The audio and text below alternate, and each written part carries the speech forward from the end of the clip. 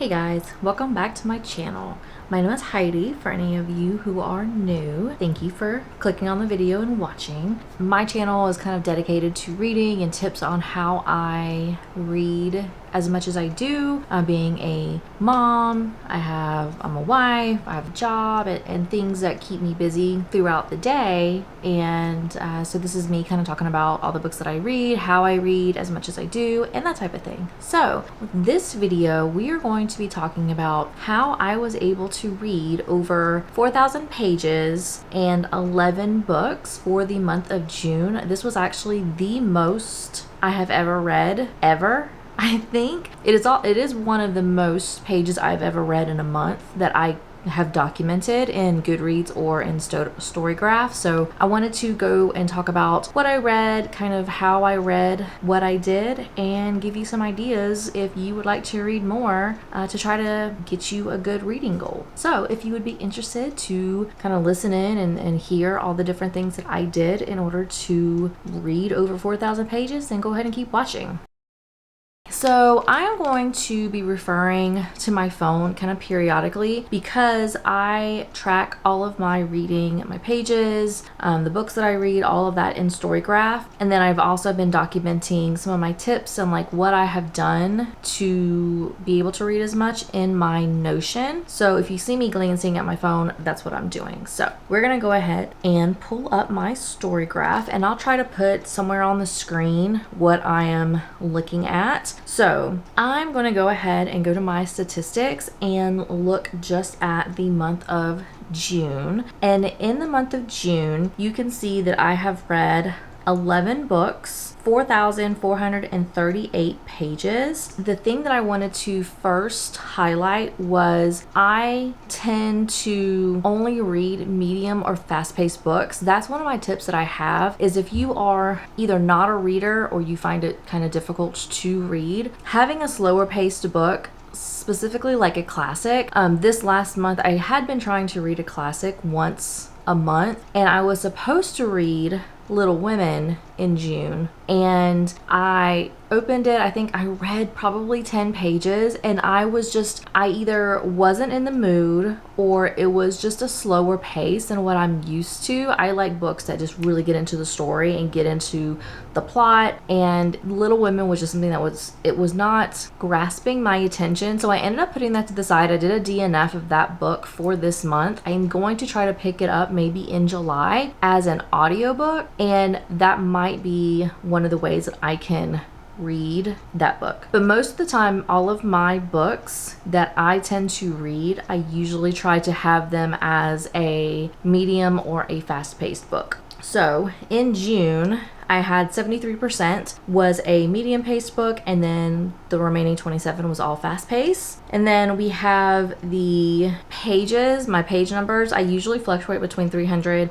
to 499 pages. That's kind of like the sweet spot. And anything over 500 pages, those are more difficult for me to read just because it's very intimidating to try to read that much in one book and hold my attention. So I usually stick right at that 300 to 400 page sweet spot. That's usually where you'll find most of my books try to typically fall in that rule range. And then the other thing I wanted to point out by looking at my Goodreads is I know what genres will keep my attention and I will keep coming back for more. And in those genres, like I said in some of my other videos, I did in my like new booktuber tag, and then I think I even did it in a couple other videos as well. I sit in my little happy spot is the romance genre and young adult.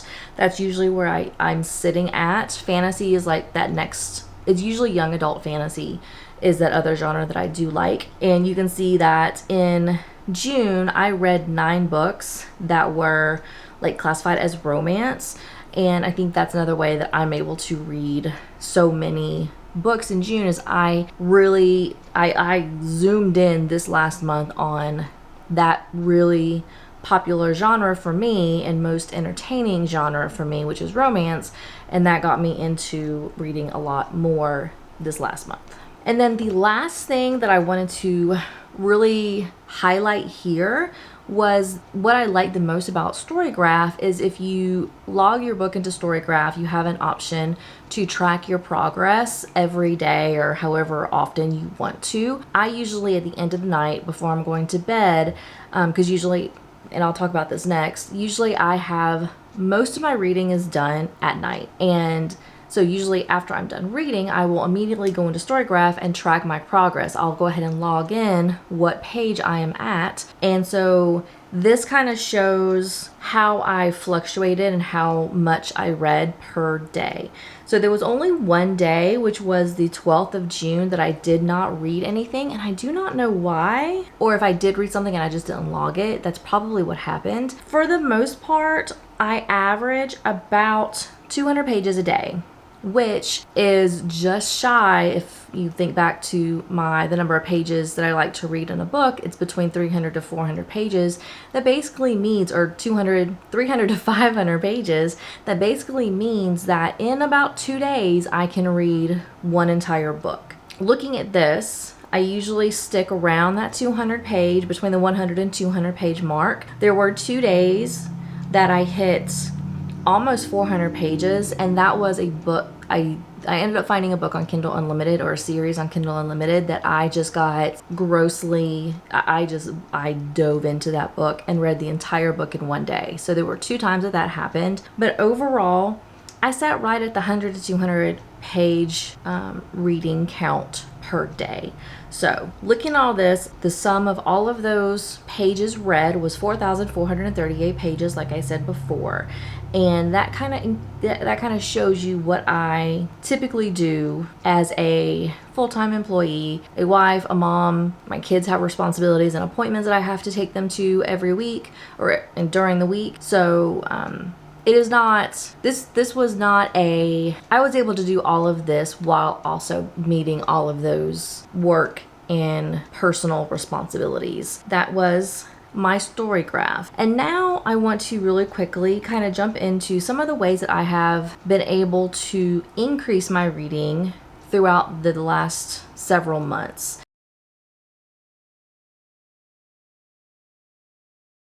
I was thinking back on all the different things that I am doing when it comes to reading, and what I have found has been the most successful for me. So we are going to go to my Notion really fast so I can get to my notes. I have 5 notes, or 5 tips. And this might also be similar to some of the tips that I had in a previous video, but I'm gonna go ahead and reinforce those here. So my first tip is I section out in my planner, well, not always, but in my planner, which I have a planning channel if you would be interested to see my planning, but I have a Hobonichi cousin, and in my planner at the very bottom of the page at like the 9 o'clock mark, between 9 o'clock and 11 o'clock, that is kind of me time. I classify that as me time. And that is where everybody pretty much in my house is asleep, and I have no wifely, motherly responsibilities. So I am basically by myself. And so within that time frame, that is where I do the bulk of my reading. So I have in my planner dedicated time every day for me to read. I don't read. It's not to say that I do read every day during that time frame. Sometimes, like yesterday, I watched TV during that time frame, and then sometimes I have to do laundry during that time frame. But I have a 2-hour chunk of time every single day that I allocate for me to read. So I have that allocated. And then I also have, because I said I work full time, I have 2 15-minute breaks that I will automatically allocate to reading. So I work from home. Even if I didn't work from home, if I worked in the office, I would still shut my computer, and then just have a book in my purse or in my book bag or whatever. And I would have 2 15-minute breaks just to decompress and get into a book, get into a story, kind of let my mind wander away from the stressful things that are happening at work and only look at what's happening in my book. So I have 2 15-minute breaks, and then I have my lunchtime I'll also dedicate for reading. Taking into consideration I'm just talking about just the two 15-minute breaks. So if you have two 15-minute breaks, which is 30 minutes a day, times approximately, we'll just say 20 days, 20 work days. So if you work Monday through Friday, the entire month, I mean, given depending on how the days fall, we'll just say 20 work days. That is 600 minutes that you could have to read. And so, even if you read, during just that time frame, you could get a book done. You could read at least one book just looking at two 15-minute breaks. Not even talking about your hour for your lunch or a 30-minute lunch, depending on what you have. That's my tip number one. Go ahead and just use your break time. You need a break. You're usually given a break. Go ahead and use that as reading. Step away, decompress, get a book, and jump into a story. My second tip is I take a book with me no matter where I go. So in my purse, I will either have my Kindle, which I just decorated, so I really love this Kindle even more than I did before. This is like the Paperwhite from like 2017. It's a really old Paperwhite. But this pretty much comes with me everywhere I go. In addition to if I have a hardback or a paperback book, a physical book that I'm reading will come with me. And then if for whatever reason I have to take a smaller purse or I just don't want to carry my Kindle and a physical book, I have the Kindle app on my phone. So I can always read. I will always have my phone with me. So I will always have the Kindle available to me to read. So that is my second tip. I always have something to read with me wherever I go, because you never know when you're going to get stuck in traffic, or you're going to have to sit and wait for a doctor's appointment, or something's going to come up and you just have to sit around and wait, or you go to the pool and you're laying out and you could take that time to read, so you have your phone with you to read. So that's my second tip. I always have something with me to read in the chance that I have that availability. Third tip, I've already kind of highlighted. I have time that I've allocated before bed to read. So even if you only take an hour, 30 minutes, something before you go to bed or something at the end of the night to read before bed. Reading will also help you kind of get into that sleepy mode. A lot of people like to read in order to get sleepy and go to bed. So go ahead and just bring a book with you an hour or so before bed and read. It'll, looking at the words, your eyes will start to get kind of tired, and it might help you end up going to sleep faster. So try to allocate some time just to read. I also have another tip is look at your local library and see if they have Hoopla or Libby available when you get a library card with them, because with Hoopla or Libby you could also get digital books for free instead of having to get Kindle. If you don't want to pay to get Kindle Unlimited, you could get digital books through your library just like you would a physical book. In addition, you could get audiobooks through Libby or Hoopla, and you can listen to those as you're going about your day. And that also kind of ties into my last tip, and that is try to get a different medium, like look at physical books, digital books, and audiobooks. I like to try to have an audiobook on hand, just that way I can listen to it in the car, or maybe if I'm going to the grocery store and going up and down the aisles, I can just have it on my AirPods and listening to it as I go through my normal activities. So those two tie together. So go to your local library and see if you can get Libby or Hoopla with your library card. It's free, and a lot of times with Libby, at least, a lot of the audio or the digital books that you can get through Libby, you can get downloaded onto your Kindle. So you don't have to use a Libby app to read them. You could actually have them sent to your Kindle and read them just like you would any other Kindle book. So those are all of the tips that I have that have really helped me to be able to read 4,000 pages in the month of June. So you can do it. You just have to kind of plan around what you can do.